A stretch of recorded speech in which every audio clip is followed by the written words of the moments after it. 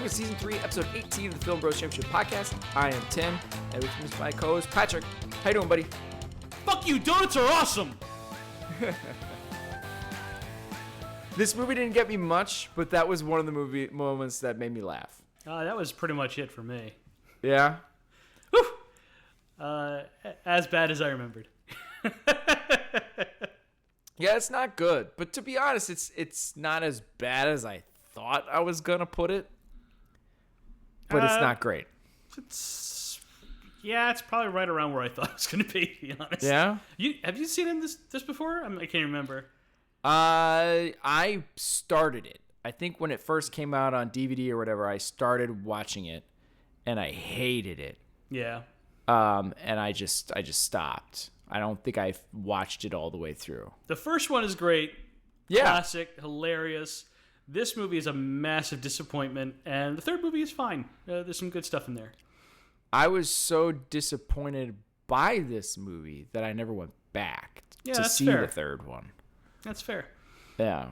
So this is a long time coming, I guess, to come back to the movie that ended it all for me. Oh, okay. Yeah. Sure. Anyway.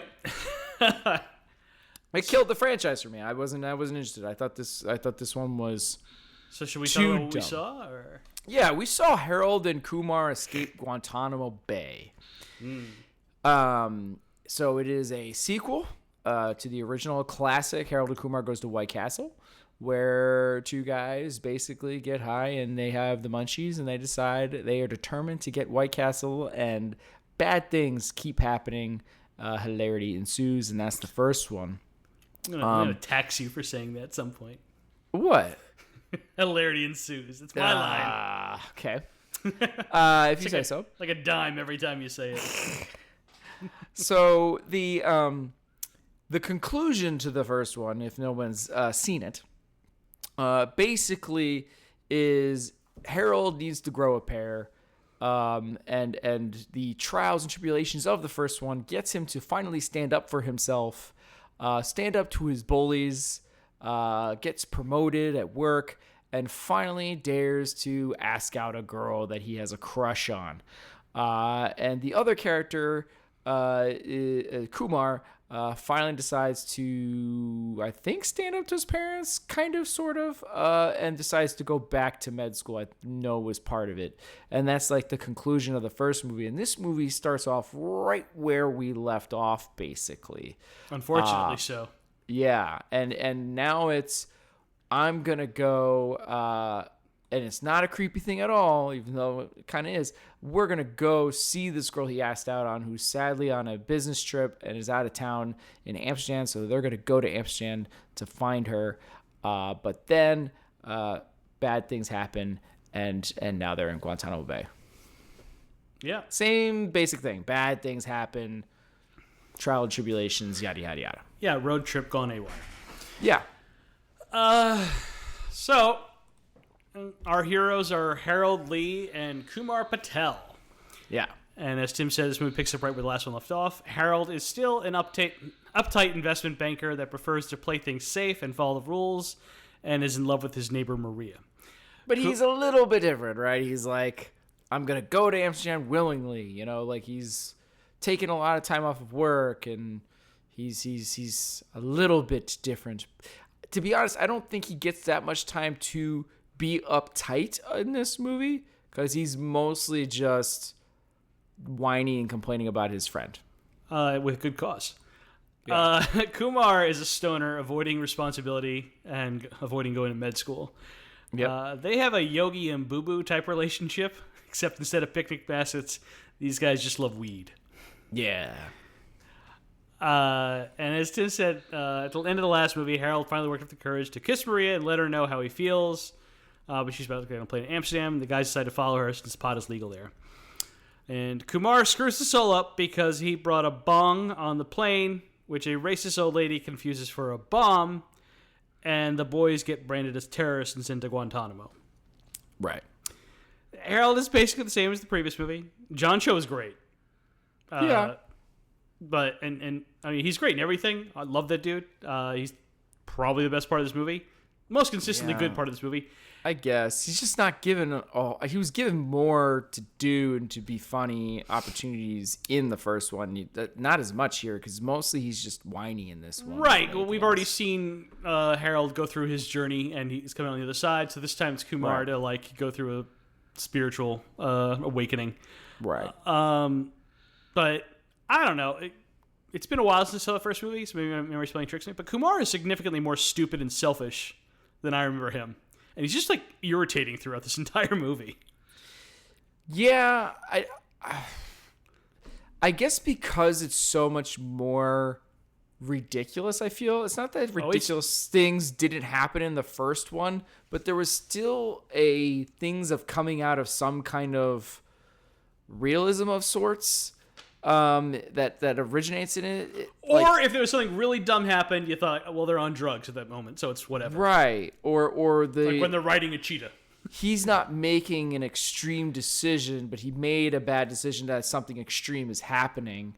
Is kind of like something that would be more along as in the first one. This time we're making an extreme decision that's also going to lead to extreme things happening as well.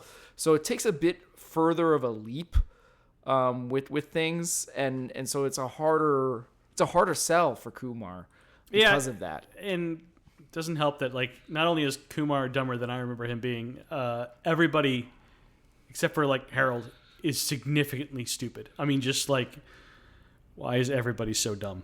This is it's ridiculous. But anyway, let's get back to Kumar. They try to give him an origin story of having been an uptight nerd in college. Right. And everything changed when he met Vanessa, who introduced him to pot and probably sex. Probably. But supposedly they broke up like 2 years ago, and now she is marrying a bush-loving douchebag. And I don't know. They don't really give any kind of explanation to why they broke up. None. There was like a slight thing maybe of him maybe giving a facial reaction to NPH's story about, I don't know if it was about commitment or something. It was about commitment, yeah. Right, and then maybe that was the thing that ended up breaking them up or something. I don't know. Who knows? Because it didn't make sense, really. Because it seems like maybe she's the one who got broken up with, because she's the one that's like moved on but still kind of misses her pot smoking days, because she was I guess the crazier one to start with, I guess. Yeah. No, like if you want me to be invested in this relationship in any kind of way, like you're putting like the movie wants me to believe that there's meaning between these two characters, right? But they're not showing their work. Right. They're just like, okay, we saw them make out in the library one time, and Kumar's got a crush on her, but like, what happened? Then there was some bad poem. I don't know. Right. So it's just like, I don't care. And yeah.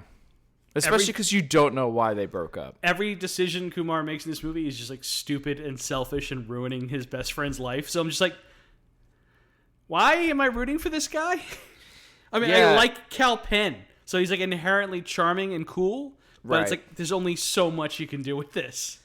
Yeah, and it's also hard too when he basically is like, our friendship is over if you get out of the car. Right. And somehow that was not enough, so that he also had to threaten to cut off his balls or whatever. And we'll get to that in hilarity. This is like one of the few moments that was funny from him. But then that makes him go, okay. And, of course, he still gets out of the car.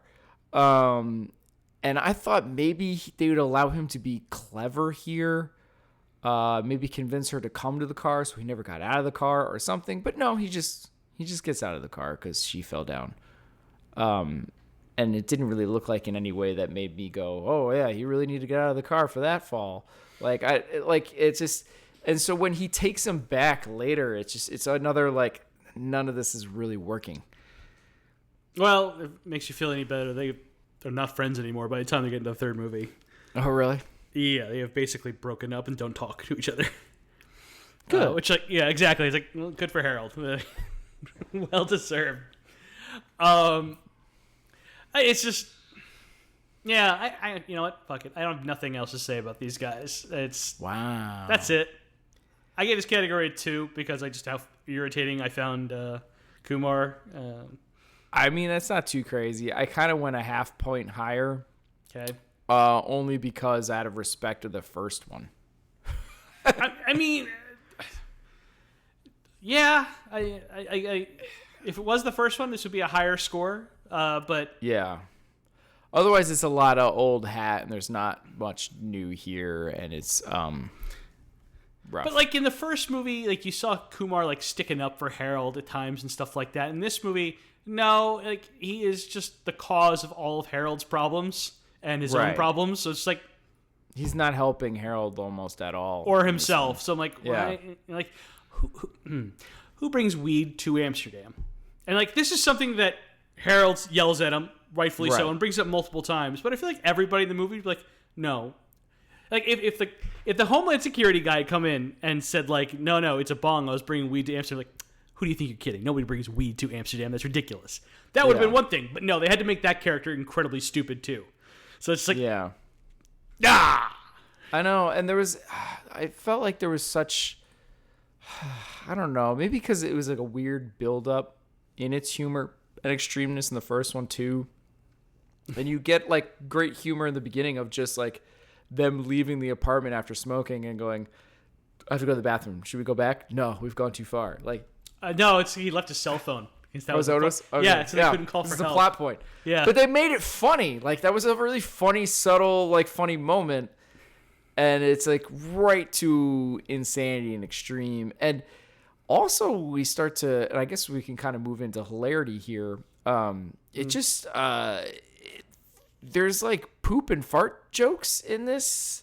Yeah, like all of a sudden, we start real punching low. Like, it's just like, what are we doing? That's literally what I wrote down here. Like, the movie starts with Harold in the shower, reliving the kiss he and Maria had at the end of the first movie. Right. And Kumar bursts into the bathroom to take a massive shit, a massive post-White Castle shit.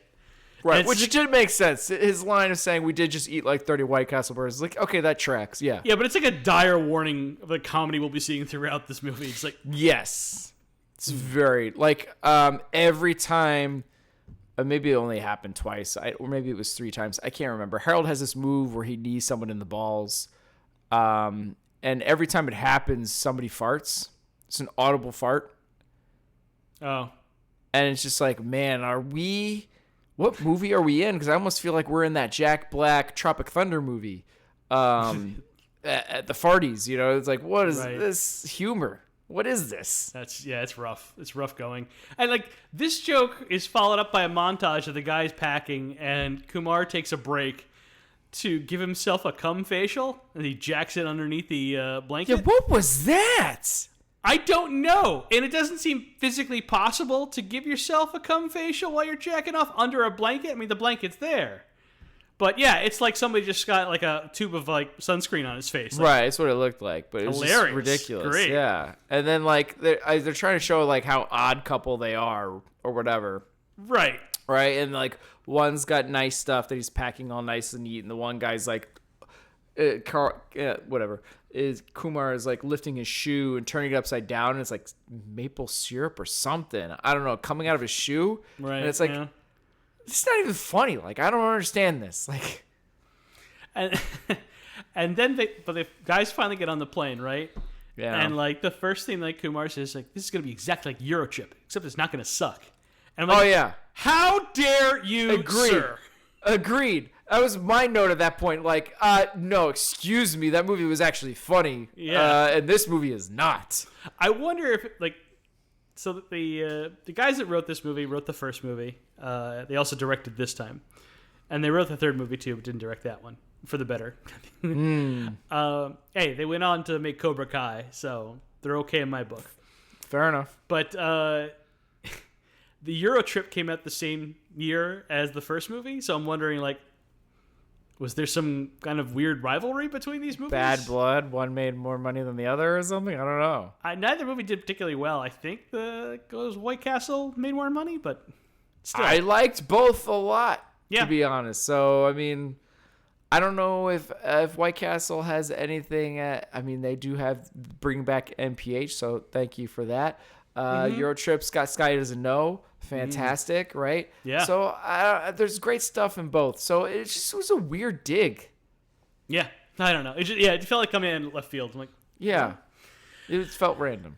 okay, so this is actually kind of funny. So they're on the plane, and an old white racist woman clocks Kumar, and he just immediately starts imagining him as a terrorist with like a giant beard. And he's doing the plane motion. Woo! Yeah. Right. He's laughing and like miming crashing a plane at her, and she's freaking out. I'm like, I enjoyed that. That was fun. Yeah. There is a part I actually did laugh before. Oh, by all means. And it was on the security line, and it's when he starts to call the black security TSA agent racist, and then he starts to call him Matthew Perry. Yeah. That made me chuckle a little bit. Because it was very similar to Ben Affleck, role models and Ben Affleck, so it was a little, but not as good. Yes. Anyway, carry on. See, you know what's better about that joke and role models is because they kept on changing the insult. Yeah.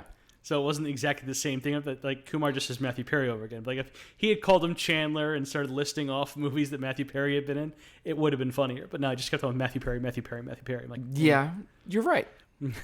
You're right. Hey, speaking of weird things, what was with Harold and Kumar watching A Walk in the Clouds on the plane?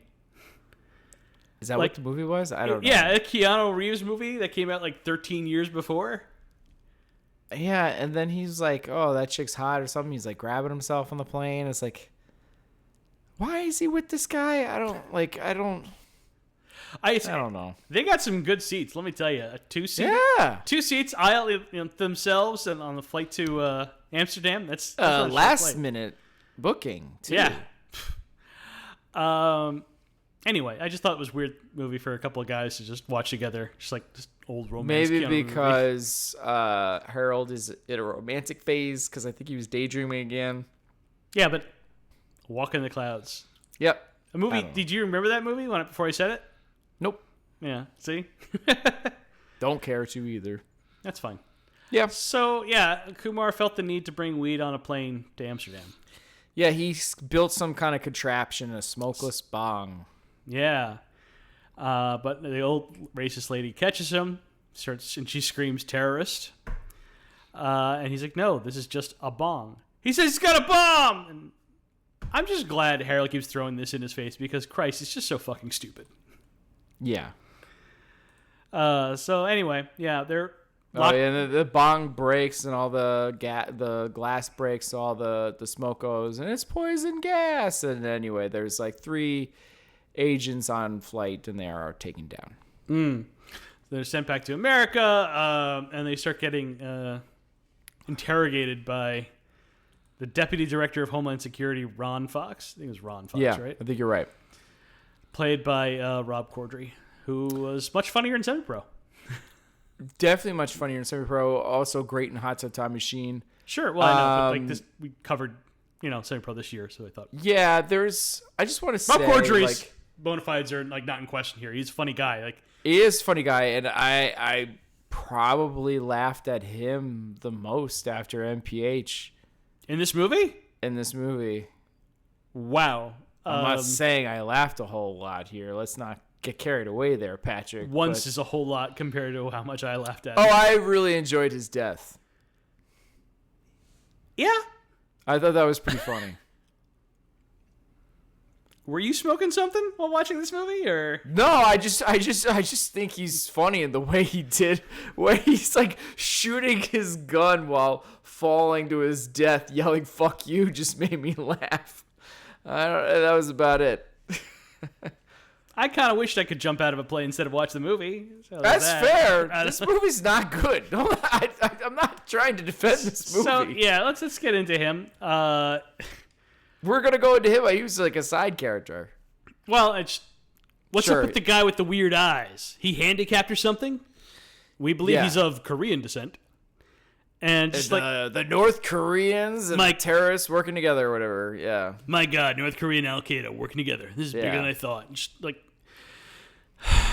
it's like, no, there's just too many dumb people. Like, It's too dumb, yeah. And then you got, what is this, Beecher or whatever, or something like that, working for the NSA is there. He's supposed to be like the nerdy, smarty one that keeps getting put down the whole movie. Yeah, played by Roger Bart, who is a genuinely talented... there's lots of people in this movie who are genuinely very talented, funny people who are not given a chance to be funny.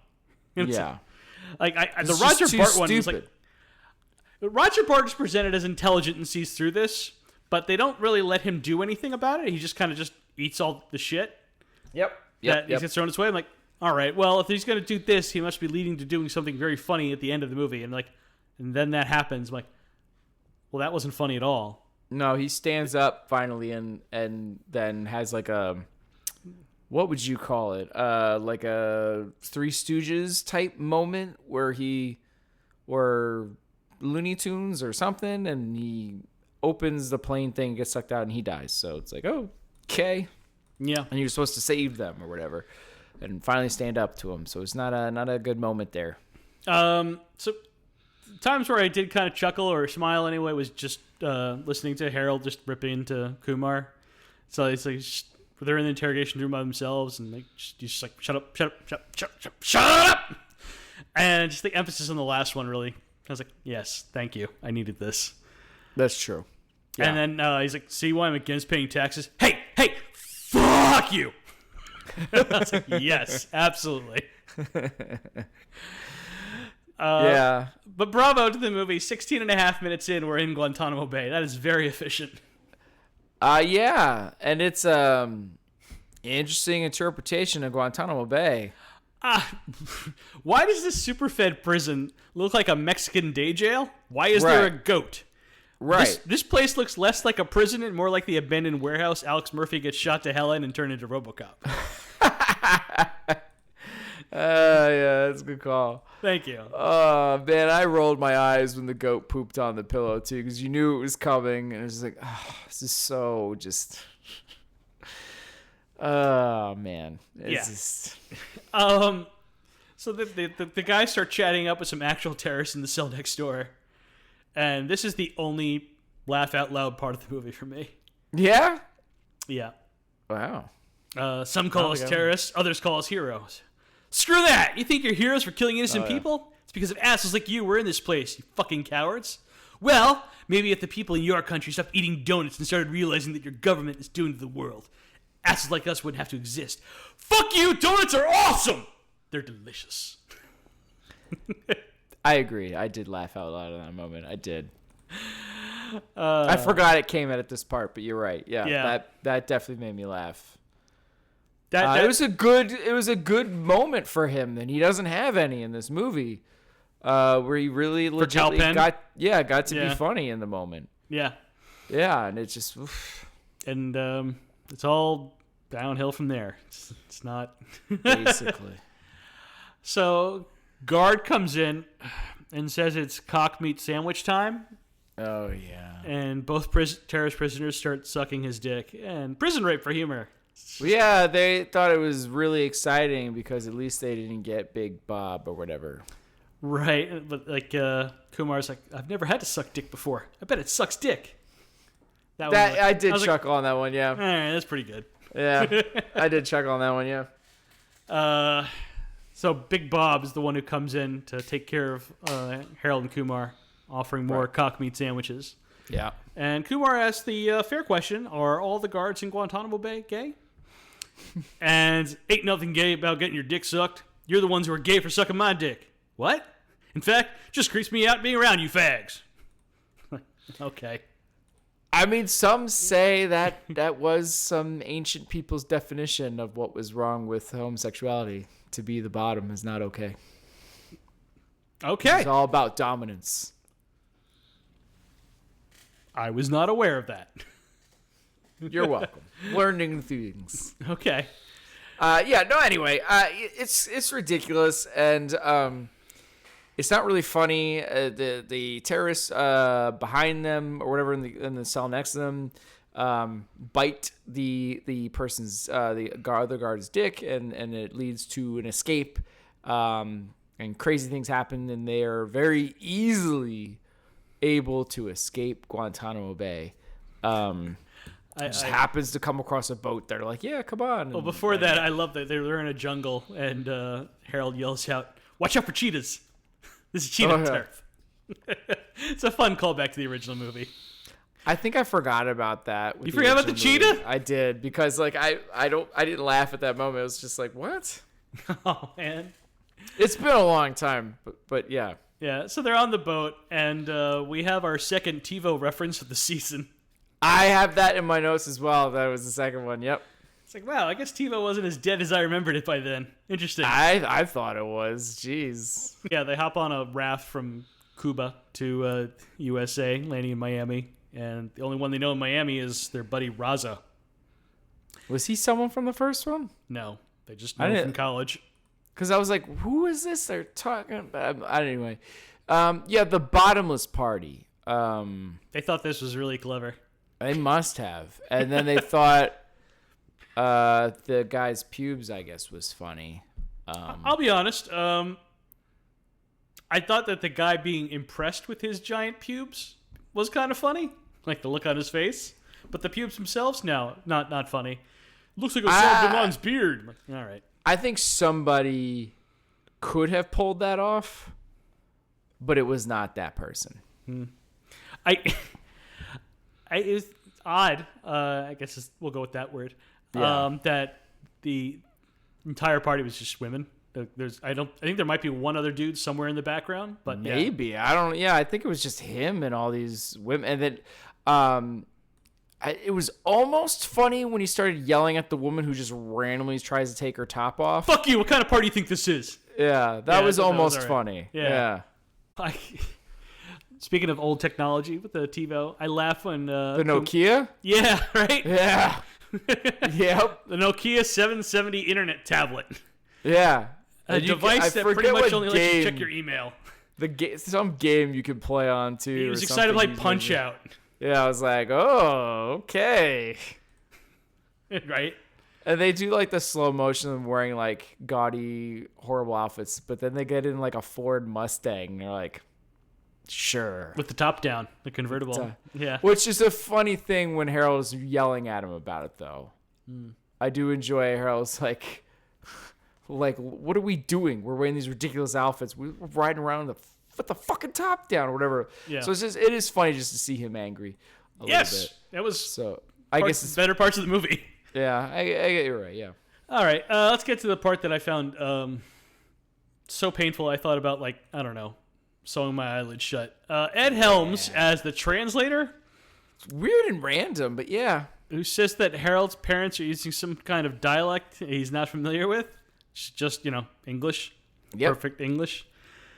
Maybe it's like they want to go hot shots, but they did not set up a world where that works.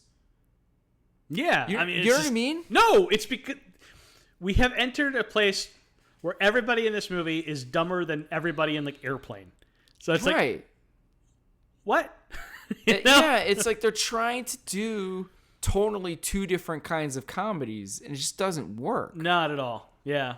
And yeah, that is a prime example where I guess they must have thought this is landing and this is funny, but yeah, it's rough. It's supposed to be like some kind of send-off or send-up to the whole Bush administration that we were just finishing up at the time, right. But it's like, this isn't good. No, not at all. And it's just weird that like everybody is just the dumbest fucking person you've ever met. Like that, like the awful ching chong noises that Ed Helms is making, pretending to speak whatever you thought he was pretending to speak, Asian language. Just like, this is ew. To be fair, I think that was what was asked of him. Oh, I don't blame Ed Helms. I don't blame any of the actors. Because I somewhat like if anything else was done better here, his delivery of "I don't know what you were saying, but fuck you," or something, or before he walks away, and I was just like, see, there's some nugget of like, there's something here with Ed Helms, and he's good. The delivery there was really good, but it's just there's so much bad around it. Yeah, it's hard to find it funny. Honestly, I was excited to see my boy, my guy Clyde Kasatsu again. playing Harold's dad. Dad, yeah. We last saw him playing the Trader Go in the challenge. Yeah. It's a little fucked up to have this guy playing Korean, though, but, whatever. Yeah. We'll go with it. Sure. Just happy to see him. Yeah. So somehow the guys just randomly leave the highway. They're not sure how it happens. Oh, because I guess Harold was trusting Kumar to use the Nokia for navigation, I think. Right, but why would... But then he daydreamed and passed out and fell asleep, and then Harold just kept driving without anyone directing him, didn't notice that no one was really directing him, I guess, or someone was asleep or daydreaming, whatever, and so now they're not where they're supposed to be. But how did he get off a highway and end up in like a residential neighborhood? Makes no sense. Nope. This is also a painful scene. Yep. So yeah, they're in a rough part of Birmingham, Alabama, and Harold tries to run away from a bunch of scary black guys playing basketball in the street who were, ignoring them. Right, they're afraid to drive through. Right, and Harold in his panic runs over a fire hydrant, which destroys a boombox. Christ, guys, it's 2008. And then they get worried that they're really mad now. Right. They come out with like tires and tools and they come with like a tire iron. They're coming at them, but then they just run away from the car, which can't move anymore. And they're like, we're just gonna help you change the tire. Right. And then you get the feds show up, and then they're like, well, I'm an orthodontist or something. Yeah. And you're living in this neighborhood? Sorry, no. Well, honestly, you can't even get too upset about that because then Ron Fox decides to pour out a grape soda like he's causing the black guy pain. I'm like, what? I get what they're trying to do. I do too, but I'm like, it's just not working. Not at all. Yeah, it's just like it's I get it. You're supposed to be so racist and offensive to an extreme that is like, obvious that it's almost funny. It's just not working. Yeah, it's not working. And so it's like it's this dancing between two worlds thing, right? And it's trying to do this like we're in Hot Shots and Airplane, but not everybody is. Some people are living in that world in this universe, and some people are not. Hurts my soul thinking about those movies being related to this one in any way, but yeah. But it's that style is what I'm going for. I get what you're saying. Yeah, I hear you too. Those are the pinnacle. But yeah. So they're walking in the woods. They run into a deer. Hey, look how cute this deer is! Not like those asshole deer in New Jersey. That one kind of made me laugh. Yeah, a little bit. Yeah, and then he gets shot in the head and blood spatter, but that wasn't that funny. The deer does, yeah. And yeah. Then they try to basically do a redo of the first scene in the movie where, what was the guy's name? Freak Show. They run into Freak Show and his wife who helped fix the car. Oh, right. So this time they run into a couple of rednecks who are living in a very nice double wide. Right. It looks like trash on the outside. You walk in and it's really fancy and nice, and it's got this tall, beautiful blonde wife, but then you find out that they're siblings. Played by Missy Pyle, yeah. Cyclops. They have a Cyclops son. Which, again, like, this should have been funny. It just never was.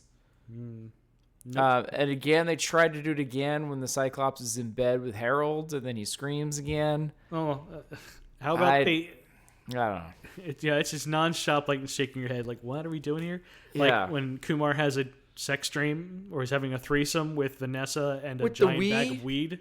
Yeah, and then at one point they're like showing them fisting the weedy up his butthole and stuff too, and you're just like, well, why? The bag of weed might have been a cross-dresser, but I'm pretty sure it was female. What with the clothes? You don't know. Well, with the clothes, but you never know. He just calls it weedy. You don't know.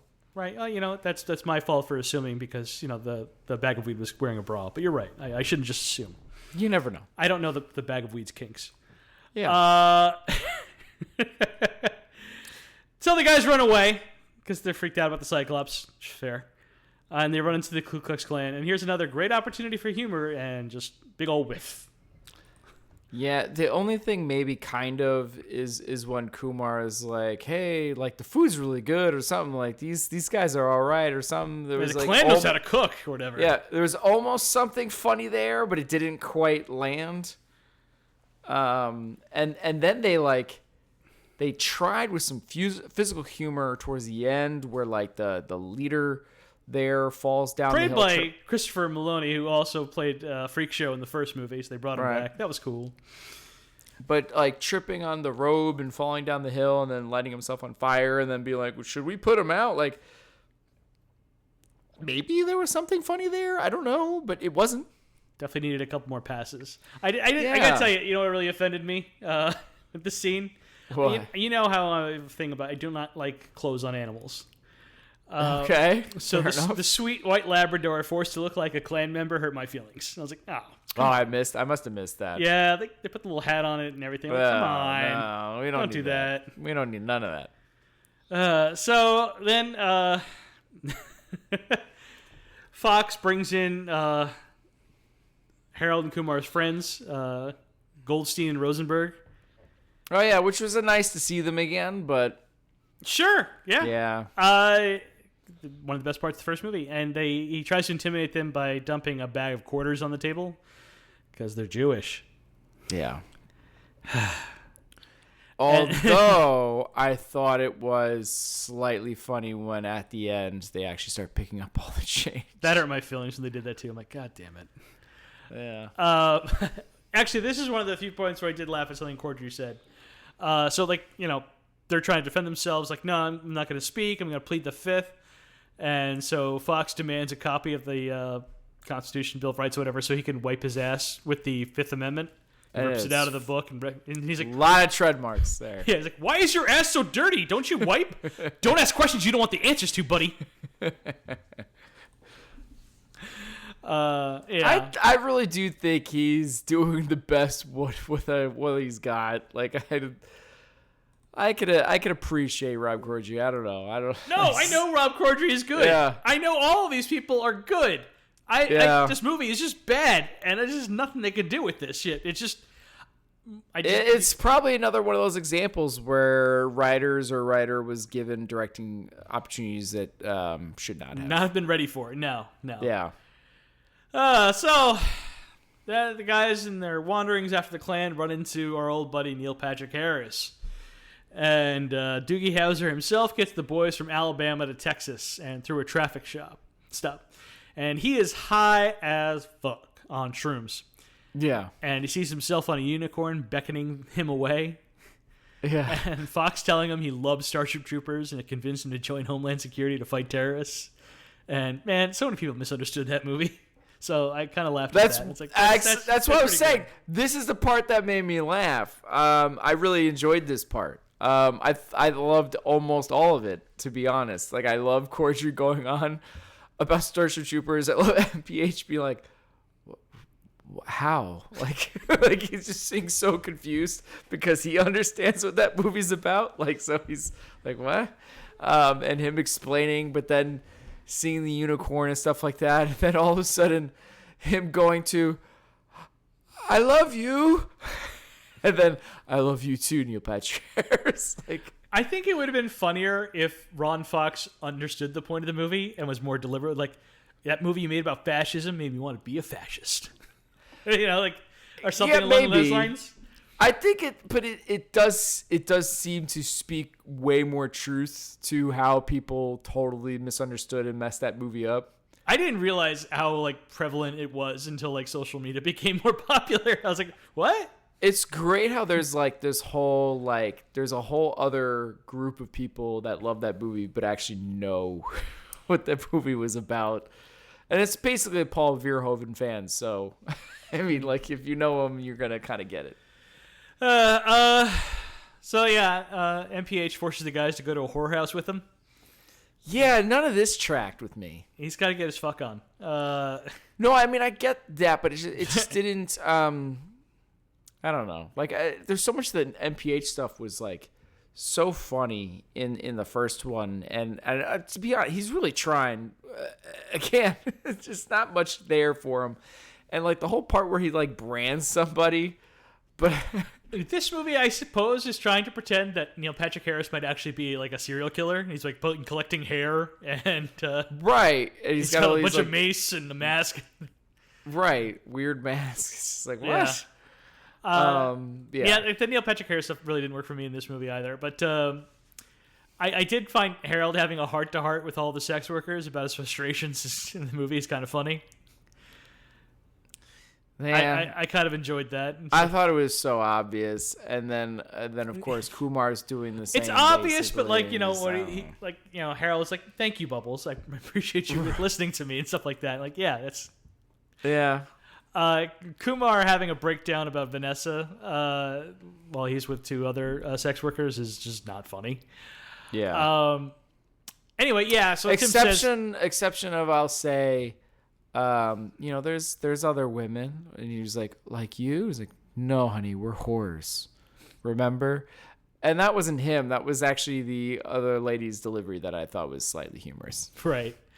As Tim mentions, NPH brands the girl he's with.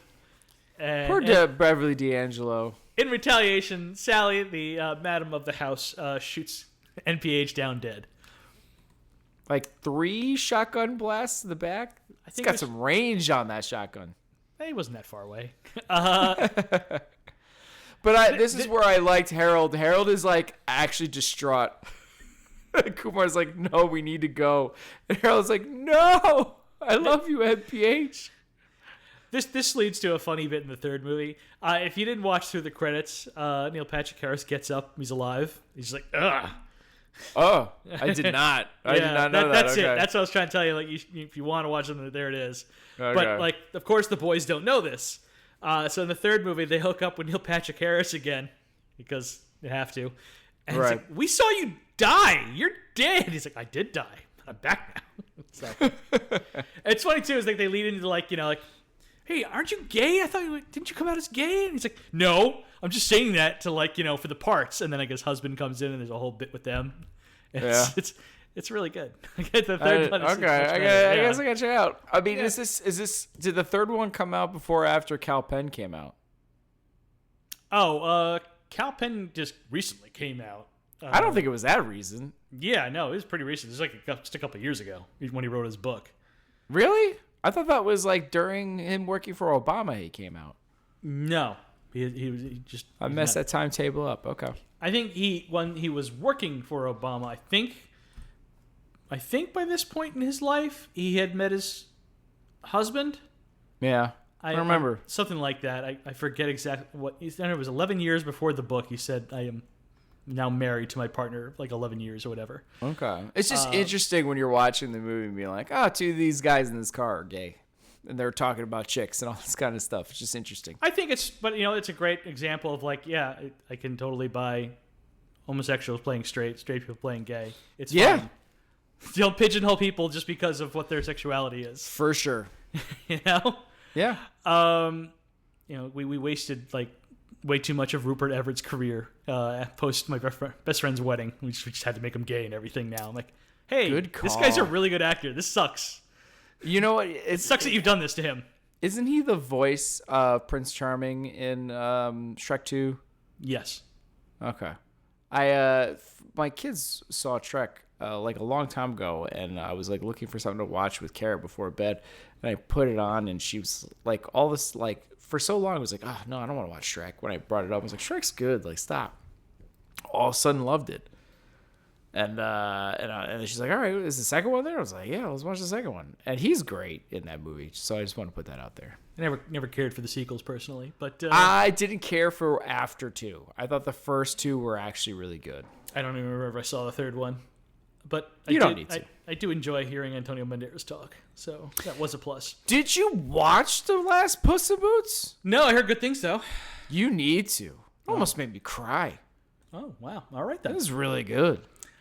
So the guys get to Texas because they figure Vanessa's fiance, who's in with the Bush administration, can clear them of all these charges. He did help get Harold a job. Yeah. Harold thought they were cool. Yeah, he said he'd help him with anything, yeah. But Colton catches Kumar and his fiance Vanessa reconnecting in a certain way, so he kind of freaks out and decides to turn them in. And it's kind of, but they guys don't know. It sets them up for, where were they at his private airplane hangar? He's that kind of rich. Yeah, he tries to make like a joke, like, "Oh, are all these yours?" No, yeah, they are. Of course they are. Of course, yeah. It's surprising that they didn't notice the giant SWAT van parked behind the tiny prop plane. I actually didn't notice it, Yeah. so that's funny. I didn't notice. That's funny. Yeah. And the guys are back on a plane to Guantanamo. Yep. And Fox is in celebration mode on the plane and starts air drumming to Kenny Loggins' Danger Zone. Which I enjoyed. I actually really enjoyed watching him jam out to that. I was like, yeah, this is appropriately douchey. This works. This is almost funny. Almost. I enjoyed it. I don't know. Maybe he's got a funny bone for me. I don't know. So, yeah. Could we just skip? I love him. Like, they're parachuting out. Because nothing before that is funny. They whatever. None of that is funny. What's funny is when they think they're safe, and then here comes Rob Corddry again with the gun, falling to his death, trying to kill them still. he appears to have also jumped out of an airplane with no parachute, just so he can shoot Harold and Kumar. Yeah. But this is like where it's like, I wish they went with, with the other kind of humor. Fully, because this was funny, I thought, and then I just love him eventually just completely falling to his death, yelling "fuck you." I don't know. It's still shooting too as he's falling. Like, it made me laugh. I was just like, I'm glad you're dead. I'm glad you're dead. Yeah, I'm done with this. So the boys parachute down and they land in George W. Bush's ranch in Tejas. Yeah. Man, remember when they tried to give him like the Bushes on Comedy Central, and there was like a whole show, and it was just like, I was thinking about this today, Oh, watching this man. movie. I'm like, any attempt to make George W. Bush seem kind of cool, secretly cool, was just kind of pissed me off. I'm like, no, this guy just sucked. He sucked all the time, and it's unfortunate. I think it's. I don't blame Adam McKay and Will Ferrell, but I think this, like, there was never any venom behind anyone else doing the character. everyone put it on Cheney. Yeah, it's always like, oh, Dick Cheney's really the evil one. Like, Right, he's because the I more think he evil even one, says like, "Oh, I'm scared of that guy. Well, let's get out of here." You know, it's like, all right. So yeah, they land in the ranch. It turns out W is secretly chill and loves to smoke weed, even though he's like famously sober. And Kumar objects. Very famously sober, yeah, which I thought was ridiculous, but I did enjoy the hypocrite thing. Yeah, this is what I'm gonna say. Kumar calls him out, like, "Hey, why do you make weed legal? I mean, like, you smoke it." And he says, "Let me ask something, Kumar. You like giving hand jobs? No. You like getting hand jobs? Yeah. Well, that makes you a hypocriticizer too. I can't even say it. Hypocriticizer too. Yeah. He says it weird and wrong, but yeah. So shut the fuck up and smoke my weed." Yeah. Yeah. I enjoyed that. That line is funny. Yeah. Otherwise, I'm just kind of like pissed off. Like, Agreed. and then Kumar and W bond about their dads being all up in their shit and just. Yeah, like I said, I just hate any attempt to make W seem cool. Just like it was not cool. I was always like a mock at his intelligence, I guess. But like, and then by the way we're doing, like, oh, he's being controlled by his daddy, so H-Dubs is the real bad guy. It's like, I don't know about that one. Yeah. Anyway, last thing I had that I was like, I don't know. I wouldn't even qualify this as funny. Just like, I don't know what the hell it qualified as, but I wrote it down. Fair enough. And I put it here. How much does Colton have to suck that the entire wedding party, I mean, both sides of the aisle are clapping as he gets knocked out and Kumar is making out with the bride? It's just like... I mean, to the point to where he even calls himself a douche, which is interesting. I mean, even at one point, like, Kumar's like, "You're not a douche. I'm sorry." And it's like, "Oh, no, you are a douche, or whatever. And then, like, he kind of goes, "Yeah." So he even knows he is one, I guess. So I guess that's why everybody's. I don't know. None of it worked. None of it was funny. No, I gave this category a 4 out of 10. I did as well. Oh, wow. Yeah. All right. Yeah. Supporting characters. Ron Fox. Sure, go ahead. Anyway, there was a part in the towards where he's first introduced where they're like, shouldn't we like wake up or contact the secretary then for this? And he just goes over and was like, have you ever been ice fishing? No. It's fucking exhilarating. I laughed at that part. The delivery was amazing. I thought there was plenty is a wrong choice of words. There was an okay amount of here and there with that kind of stuff that I thought was funny from Corddry. He's funny to me. Once again, like Rob Corddry, just not this character. He's in so many better roles. Let me read off what I wrote down here. Did you not laugh at the ice fishing line? No. Oh, wow. Okay. I thought it was funny. It's fucking exhilarating. Let me just say, if I was watching this movie specifically with his character on the screen, and I just happened to have a piece of rope in my hand, I would have absentmindedly turned it into a noose. Wow. That's strong. I want this to end. I need this to end. I felt that way more about Kumar, but yeah, that's fair. But yeah, no, there was plenty of awful stuff with this one. You know what the thing is? His racism is like plausible.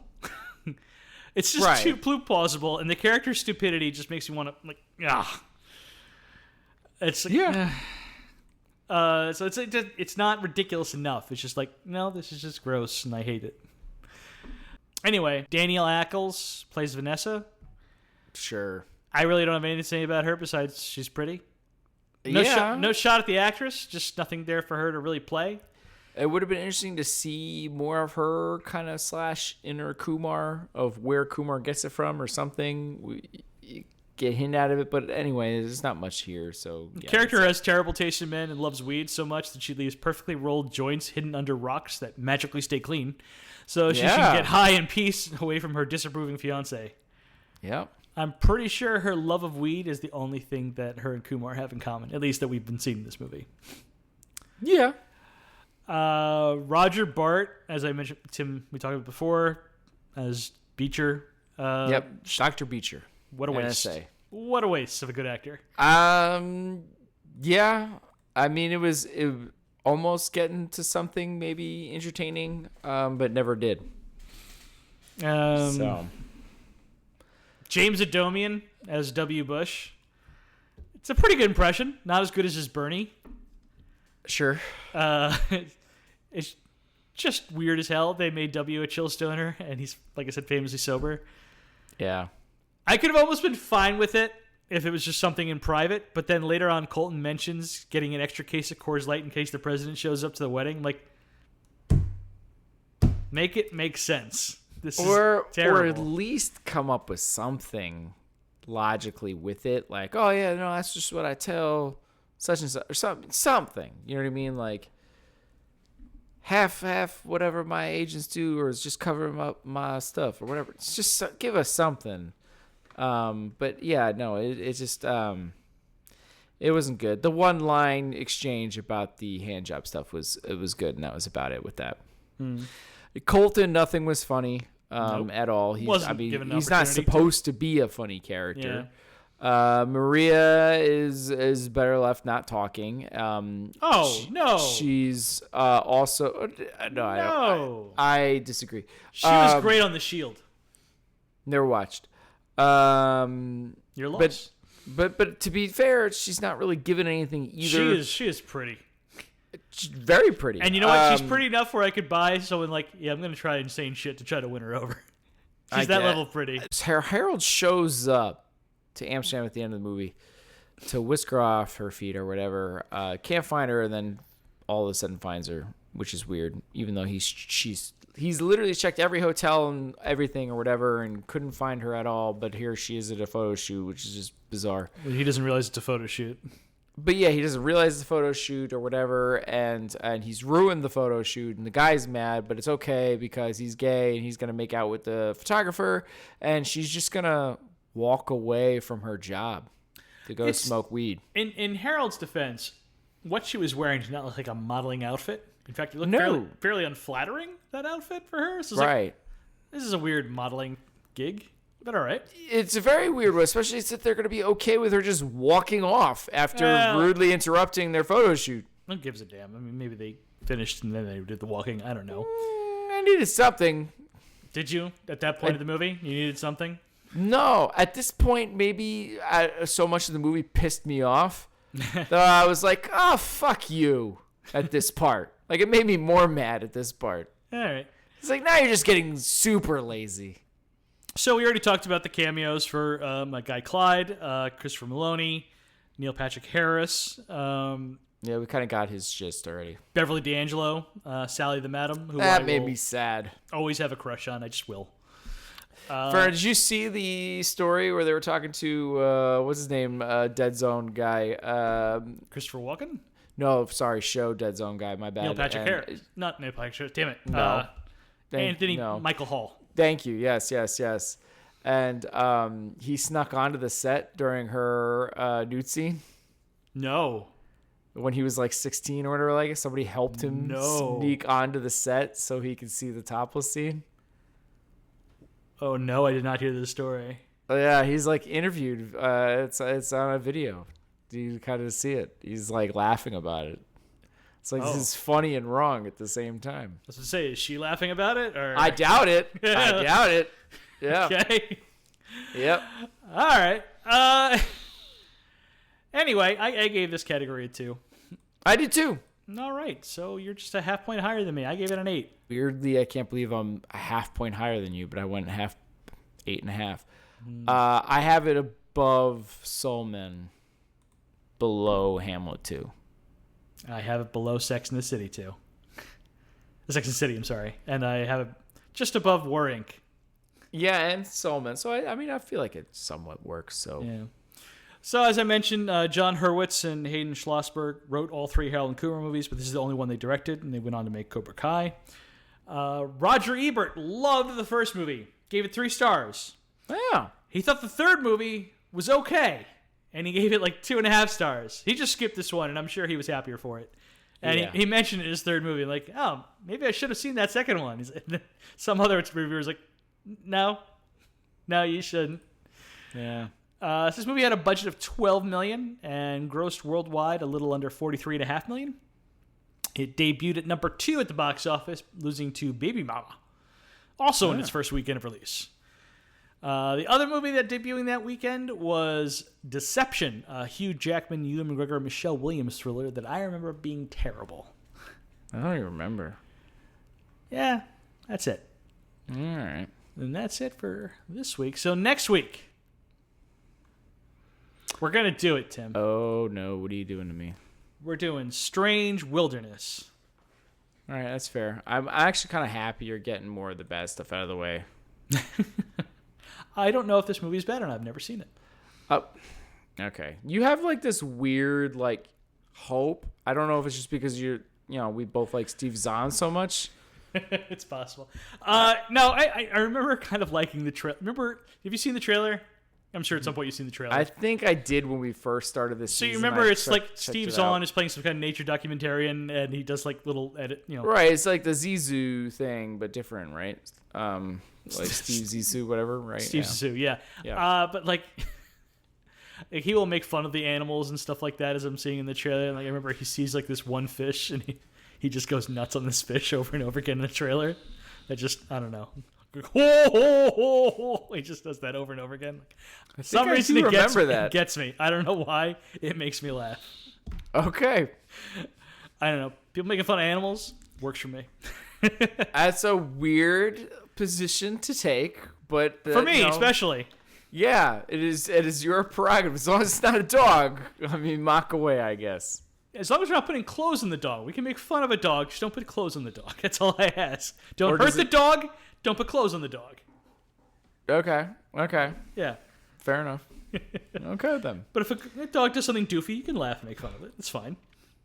And that's still another perfect. rental, it looks like, by the way. Yeah. Wow, we're getting close here. All right, cool. Yeah, I'm holding out hope, like whatever we have left that's also a rental, that maybe it'll be magically streaming by next month. Yeah, I don't know. We got a new month coming up. I don't know. It's a hope. I figured this one definitely won't be. So There's at least a decent amount of ones I already own at this point for the ones that are left, so true. Not bad. All right, that is it for us. Please share your support for the podcast by leaving a review on Spotify, Apple Podcasts, Google Play Music, or wherever you happen to listen to the show. Also, sharing is caring. Be sure to follow us on social media to get the latest show updates. You can contact us by emailing at filmbrochamp@gmail.com or find us by searching for the hashtag filmbrochamp. Thank you for listening to this episode of the Film Bro Ship podcast. Peace out, everyone. Donuts are. They are.